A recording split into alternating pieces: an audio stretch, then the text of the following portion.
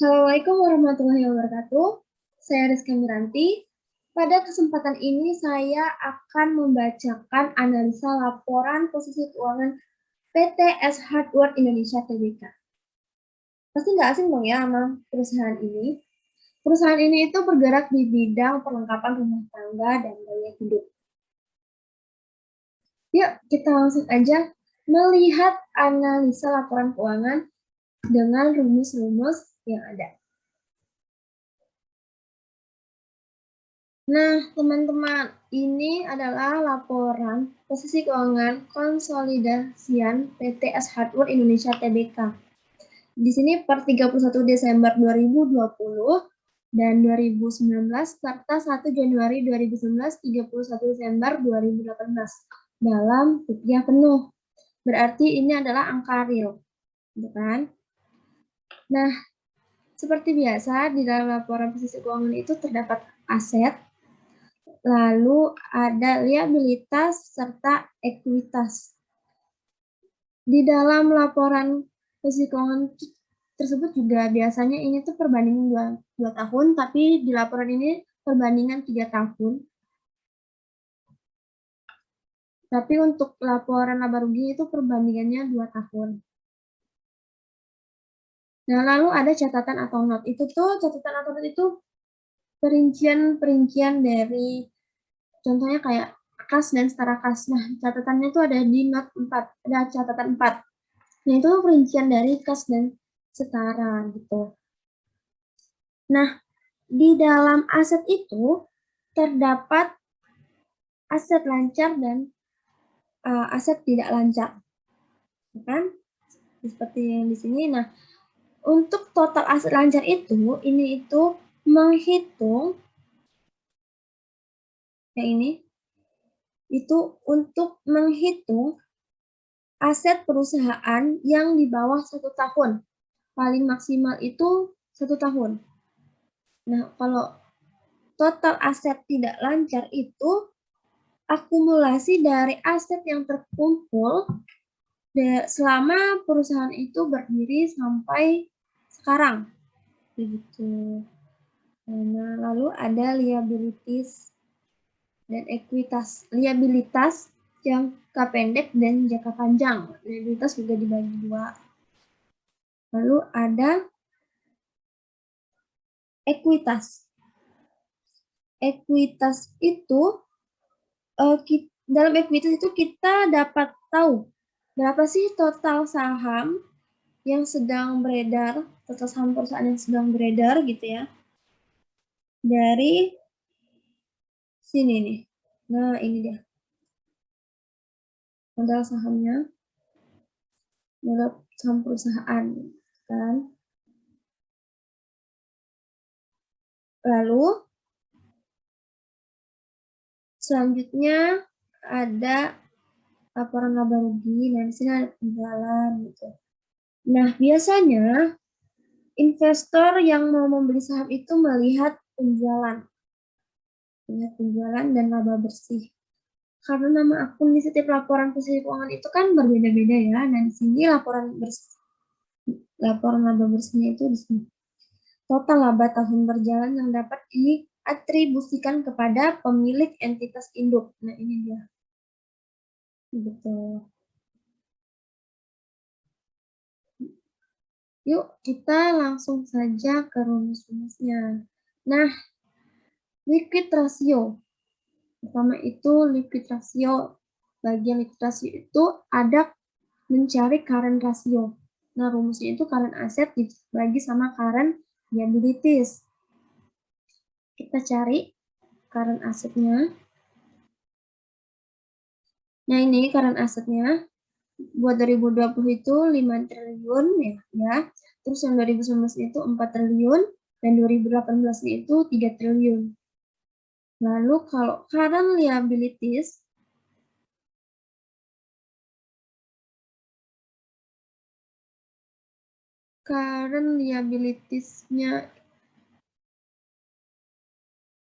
ini dia. Current liabilities-nya 2020 itu 844 miliar, 2019 itu 783 miliar, 2018 itu 778 miliar. Masukin angkanya dan ini hasilnya. Buat 2020 current rasionya 5,95. Yang 2019-nya 5,57, 2018-nya 5,01.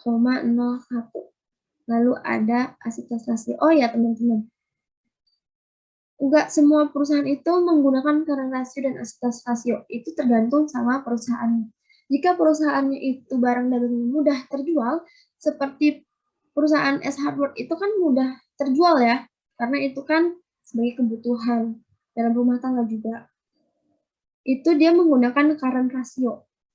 Tapi kalau misalnya perusahaannya seperti perusahaan Geoprima yang menjual mesin, itu kan membutuhkan waktu ya agar dapat terjual. Nah itu pakai asitas rasio biasanya. Tapi karena di sini terdapat nilai-nilainya, nggak apa-apa kita cari juga asitas rasionya itu current asset dikurang inventories dibagi sama current liabilities. Nah, kan tadi current assetnya kita udah tahu kan dapat dari mana dan current liabilities dapat dari mana. Sekarang kita cari nilai inventories. Inventories, nah ini dia nilainya. 2020-nya itu 2.453 miliar sekian, lalu 2019-nya 2.652 miliar sekian, 2018-nya 2.519 miliar sekian. Dan kita masukin nilainya, dan ini hasil. Ini hasil pengurangannya, dan ini hasil dari pengurangan yang dibagi sama liabilities. 2020 itu hasilnya 3,05, 2019 itu 2,19, 2018 1,77. Lalu selanjutnya ada average collection period. Nah, ini rumusnya account receivable dibagi daily credit sale dibagi daily credit sale dikali 365. Kenapa 365? Karena penjualan itu kan dalam 1 tahun. Dalam 1 tahun itu terdapat 365 hari. Nah, kita cari nilai account receivable.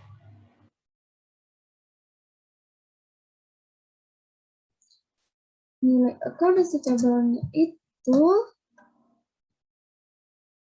ini dia. 2020-nya 143 miliar, 2019-nya 88 miliar. Nah, 2018 kita dapat dari posisi keuangan yang 2018. Kita langsung lihat aja nilainya di sini. Nah, ini dia. 2018-nya itu receivable 36 miliar. Lalu, kita cari nilai dari sales-nya. Dari sales-nya itu 2020 itu 7.275 miliar sekian, 2019-nya 7.986 sekian. Ini bisa kita lihat ya, terdapat penurunan di 2020 ini penjualannya. Nah, penjualan 2018 itu 7.124 miliar sekian. Terdapat kenaikan ya di 2019 ini. Nah, ini sudah. Lalu ini hasilnya. Ini itu hasil dari perkalian account receivable kali 365. Tapi kalau misalnya mau dibagi dulu, baru dikali juga bisa, hasilnya juga sama 7,2. Ini juga kalau dibuatkan jadi 7,2. Gitu. Lalu 2019 itu hasilnya 4,06, 2018 itu 1,8. Lalu ada account receivable turnover.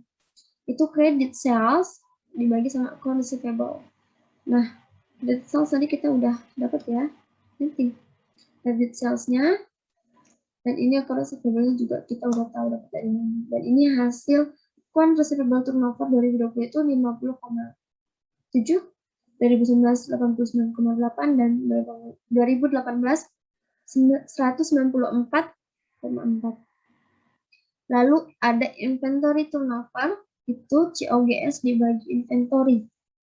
Nah, inventory tadi kita udah tahu ya dapat dari mana nilainya tadi itu. Misalnya kita cari nilai COGS. COGS buat 2020 itu ada 3 triliun 753 miliar sekian, dan 2019-nya ada 4 triliun 255 miliar sekian. Untuk 2018-nya COGS-nya 3 triliun 796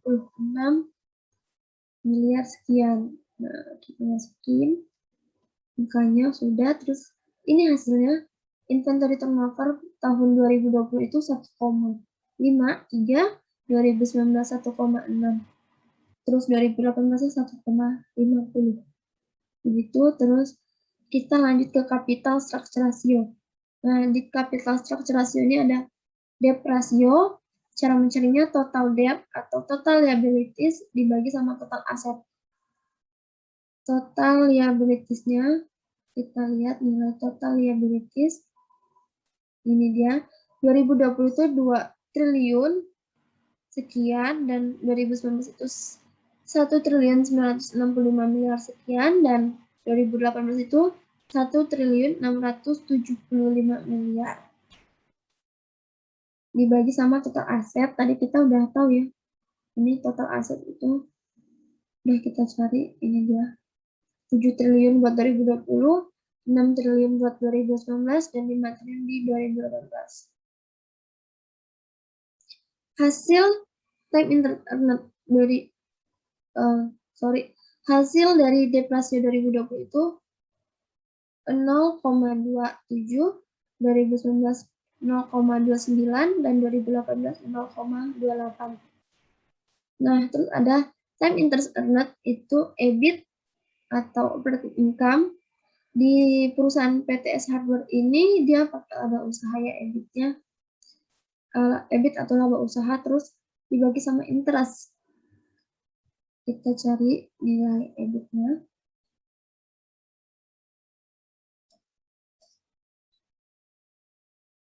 Nah, ini dia EBIT 2020 dan 2019. 989 miliar 2020, 1 triliun sekian 2019, dan 2018-nya ini 1 triliun sekian. Dan ini hasilnya untuk 2020 itu 21,7, 2019 itu 38,8, 2018 itu 42,4. Lalu selanjutnya ada aset manajemen efisiensi rasio. Nah, ini ada total aset turnover, itu sales dibagi sama total aset. Penjualannya tadi kita tahu ya, dan total asetnya juga udah kita ketahui dapatnya dari mana, dan ini hasilnya total 2020 1,001 atau dibulatin, terus 2019-nya 1,2, dan 2018-nya 1,21. Beda sedikit di belakang komanya ini.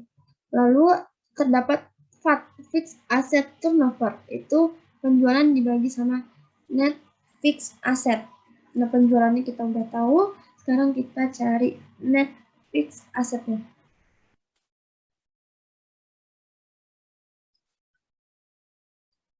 Nilai dari net fixed assetnya itu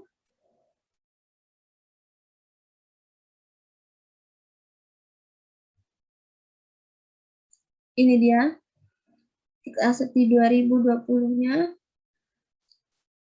511 miliar sekian, terus 2019-nya 471 miliar sekian, dan 2018-nya 413 miliar sekian.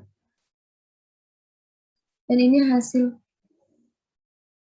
di 2020 14,2, 2019 19,9, 2018 17,2.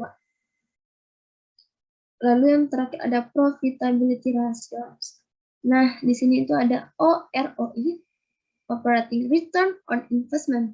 Itu operating income atau EBIT atau laba usaha tadi dibagi sama total aset. Nah, tadi kan kita udah tahu juga kan, udah melihat gimana sih letaknya operating income dan total aset, dan ini Hasil OROI 2020 0,13, 2019 0,20, dan 2018 0,22. Lalu ada operating profit margin, EBIT atau operating income atau laba usaha dibagi sama penjualan. Dan kita juga udah tahu ya dapat dari mana ini.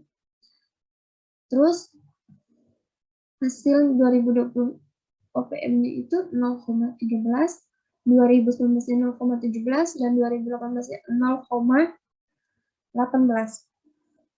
Lalu selanjutnya ada NPM atau net profit margin, itu net income dibagi sama sales. Nah, kalau sales kita udah tahu ya nilainya tadi dapat dari mana. Sekarang kita mencari nilai net income.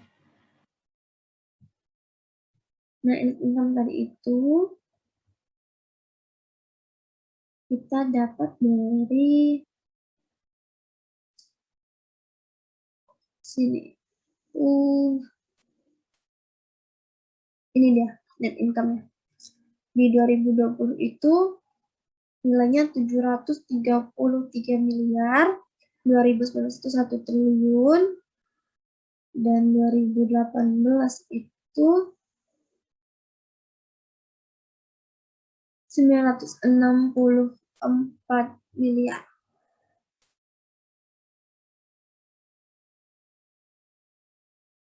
Ini, dan ini hasil NPM 2020 itu 0,10, terus 2019-nya 0,12, dan 2018-nya 0,13.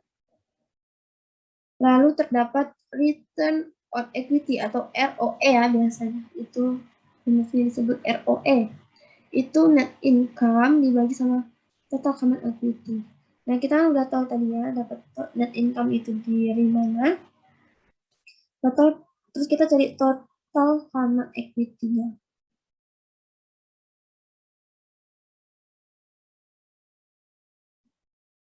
Total ini dari.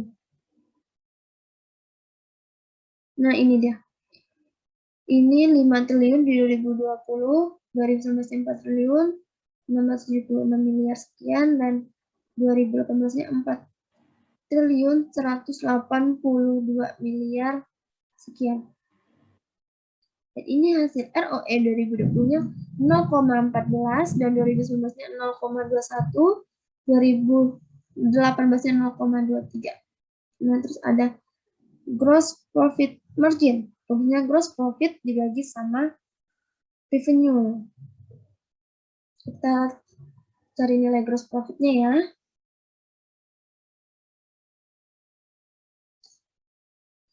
Gross profit 2020 atau indikatornya itu 3 triliun 659 miliar sekian, 2019-nya 3 triliun 887 miliar sekian, dan 2018-nya itu gross profit-nya 3 triliun 443 miliar sekian.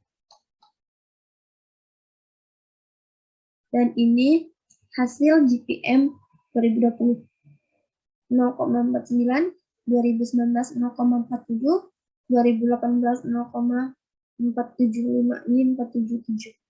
Beda sedikit. Terus ada ROA, return on asset nih, yang terakhir. Itu net income dibagi sama total aset. Nah, ini dia net income-nya. Jadi kita udah tahu dapat dari mana dan total asetnya juga. Inilah hasil dari ROA 2020 0,10, 2019 0,15, dan 2018 0,16. Nah, itulah teman-teman, sekian dari analisa laporan posisi keuangan PT AS Hardware Indonesia Tbk. Assalamualaikum warahmatullahi wabarakatuh.